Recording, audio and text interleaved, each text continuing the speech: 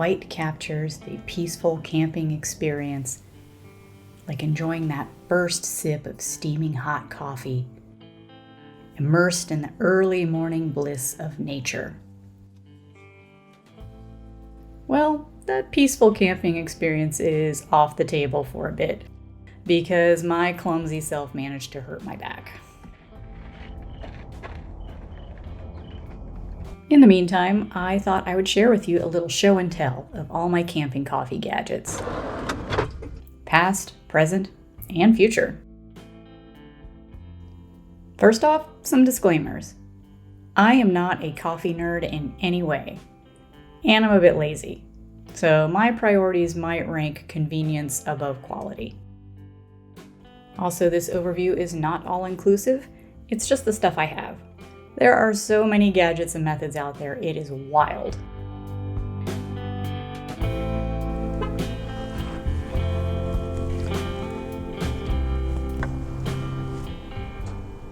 All right, let's start at the beginning, shall we? This guy. Good old French press. Got it for free, sturdy as heck, keeps stuff hot. Real big, pain in the butt to clean up, wet coffee grounds all over the place. But it did the job, and you can make ice cream in it. See the Vietnamese fin.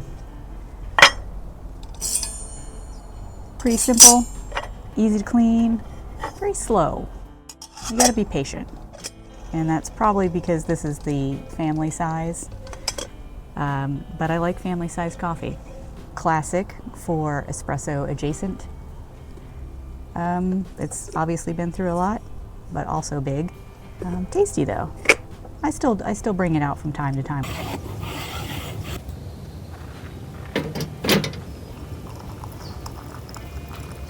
And the transitional device, the good old pour over cone. Reliable, simple, easy to clean, sustainable, makes good coffee, all those sorts of things. But could be improved upon. Oh no, man, every stinking time. Oh man, just when I thought I had it dialed in. Which brings me to where we are now. Like this, but smaller, cheap. I want to say it's under $5. Thus, pretty great. This is the Coffee Brew Buddy. It is a bit of a pain to clean the wet grounds out of this wet nylon, but it's been awesome. But me being a certified lazy person, I have been relying on the disposable version, which are these little pouches. Same concept, but you just rip the top off and then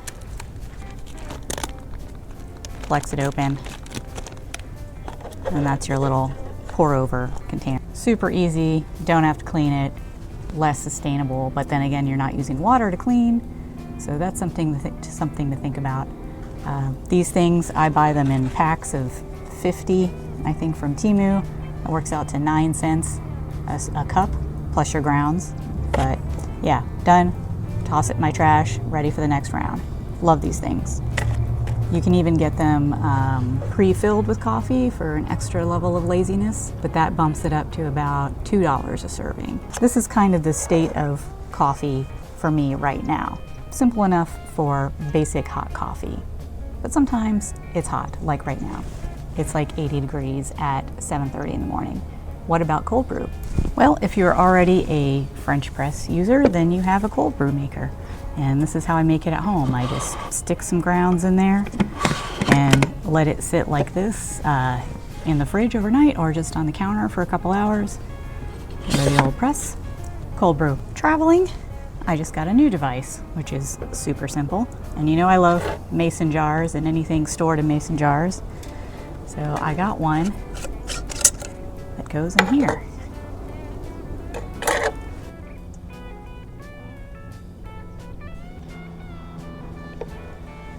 Just like that. Little ice in there. And don't knock it until you've tried it, but my favorite way to enjoy cold brew is with a little fizzy bladder. I put some cardamom in this cold brew. It goes really well with the lemon seltzer. I usually like to do more like a 50-50 ratio, but I'm just gonna keep topping it off as I sip. Like I said, it's already 80-something degrees, so this is gonna hit the spot. And I forgot I had a bunch of these Kapow lids. I have a wide mouth jar lid and a small mouth jar lid. Just goes to show you that my love affair with mason jars is long standing, because I think I got these 10 years ago. Ready to rock and roll. Also, hear me out. If you drink flavored coffee, which I sometimes do, I confess, I already said I am not a coffee nerd, but sometimes I like a little caramel coffee or a little vanilla coffee. That combined with the cherry bubbly, chef's kiss. So that was coffee, just simple coffee, hot and cold. Now let's get into espresso. So we're moving up, and I got some new goodies for this. This one is from Staresso. So that is this guy. And this one you can use hot or cold, but you have to provide your own hot water, and that has been the case for the other coffees as well, except for, of course, cold brew. You have to heat water somewhere. This guy, a little scooper, a little basket, and you got two ways you can brew. Of course, basket for your grounds, and then this one is for Nespresso capsules. I am going to use this one this time. I have used the capsule one before, but I had a couple failures with this one, either incomplete punctures or I think the foil is supposed to also be punctured at the bottom, and it just has not happened. So that's unfortunate. This is for grounds, which is what we're going to use. In addition, they also sent me a grinder. This is a powered one, so you don't get the beautiful camping aesthetic of grinding your beans out on a mountain, but this is fast. Well, this is easy. I'm usually a grounds person, but I bought some beans, and I thought this would be the perfect opportunity to try out these solar roasted coffee beans from the farmer's market. This is AZ Roast. And yeah, so they slow roast the beans using the sun, which we have plenty. And in my experience, you really cannot overstuff this thing or it'll bog down. So one or two of these little scoops. I'm just gonna do one. And also, I should have shown you this before I put beans in it. So you can change the grind down here, and it's recommended like 8 to 10 for espresso, but I found that that was too fine and it would block up my little espresso maker, so I have it on 6. Let's put that, and let's see.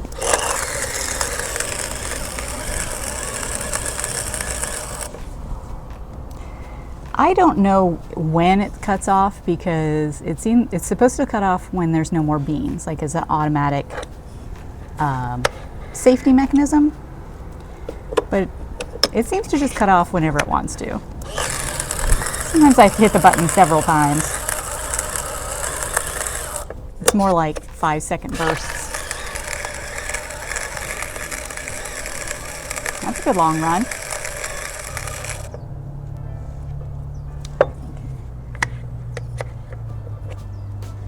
There's still a few in there. Nice try, buddy. Finish your work. There you go. Wow. Oh yeah, that looks pretty good. The thing is, I think this is going to be messy.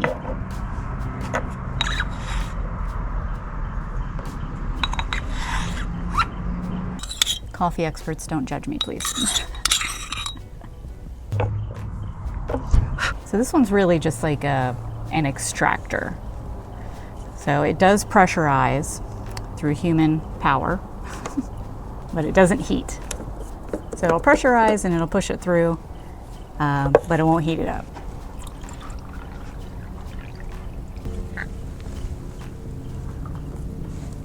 now the fun part. I hope you like exercise. This is how it pressurizes. So it says to do it like 10 times. I lost count, but we'll say that's 10. So that the water can saturate the grounds, and wait a minute. That's quite the setup you got over there. Working on a whole coffee gear review thing. It's the espresso time now. Because I have a jet boil that has the French press in it. Yep. And it's good. I just can't seem to get it to, it cooks so fast it boils over all the time. Yeah, that's the thing about jet boys, they're very efficient. And you're like, if you're not watching it. All right, I think when it gets easy, that's when you know you're out of water. So pick it up. And so you can take this base off. This is what you're left with. It looks a little weak, but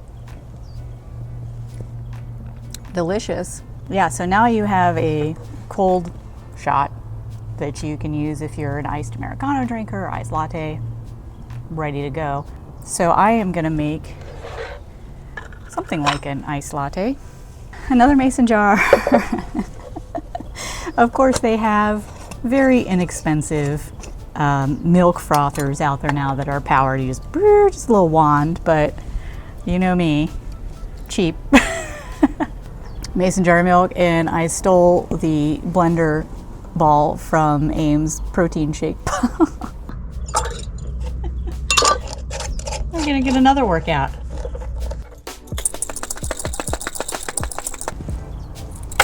Warmed up a little bit, so I think that's reducing the frothing ability a little bit. It's not the thickest milk froth I've ever seen.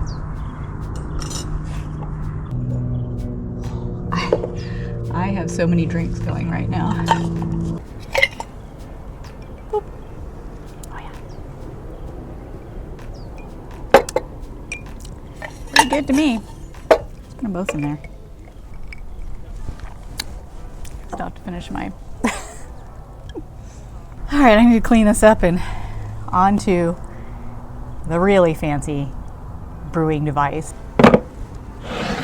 So this is from OutIn. This is the OutIn Nano. They do have a zippered case that you can get with their equipment, but I didn't get one of those, but Harbor Freight comes through with the Apache case.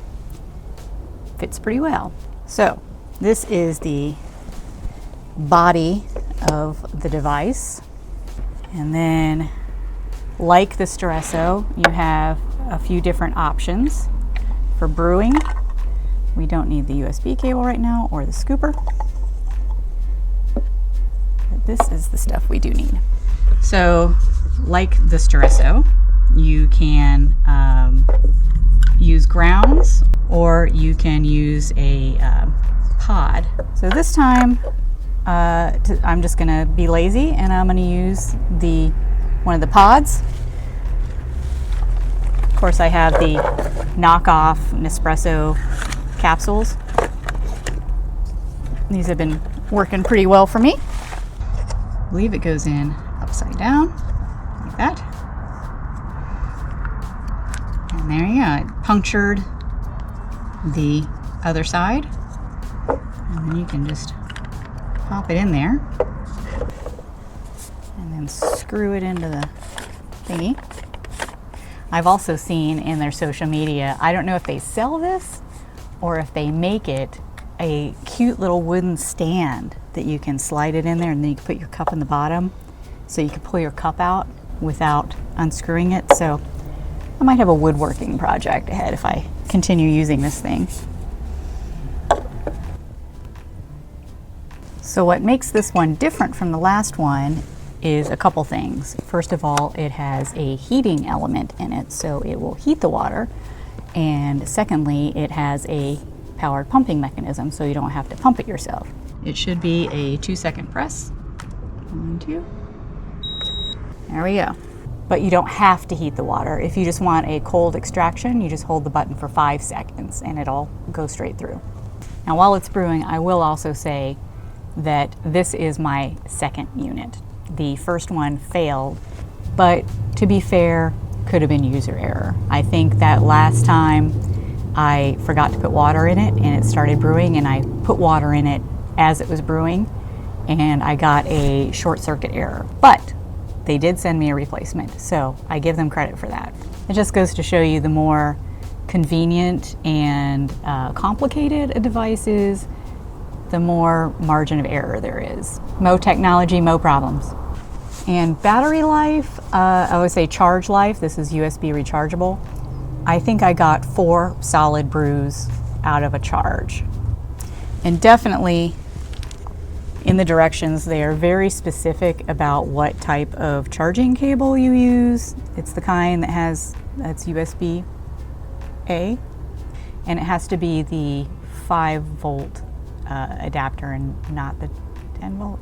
How many Americans can tell me the voltage of their USB charging port? I would love to know. I'm not one. One down. Okay. The third button is blinking, which means I think it's brewing. So I think when the first one is blinking, it's heating. Now I think we're brewing or pressurizing. There are definitely bubbling sounds in there. Oh, it's happening.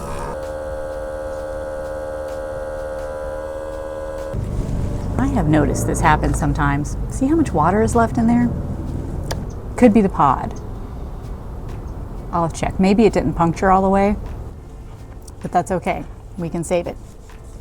And the key is this is when that extraction function comes in. 1, 2, 3, 4, 5. There we go. And it's just going to push the water through. It's already heated. Oh, look at that. Looks pretty good to me. I'm no espresso expert, clearly, but I mean, I think that looks pretty good. Let's see. Tastes pretty good.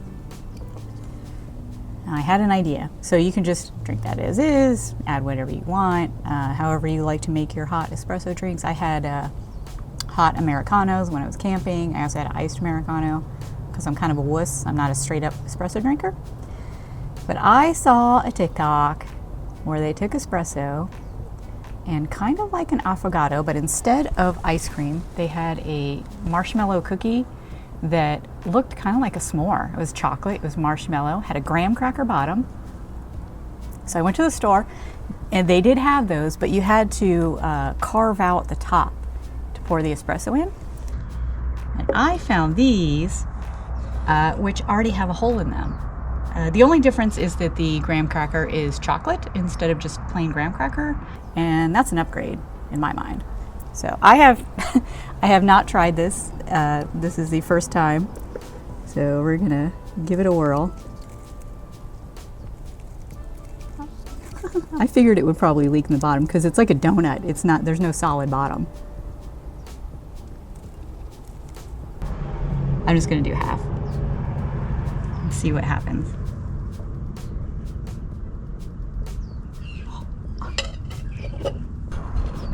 I'm glad I only put that much espresso in.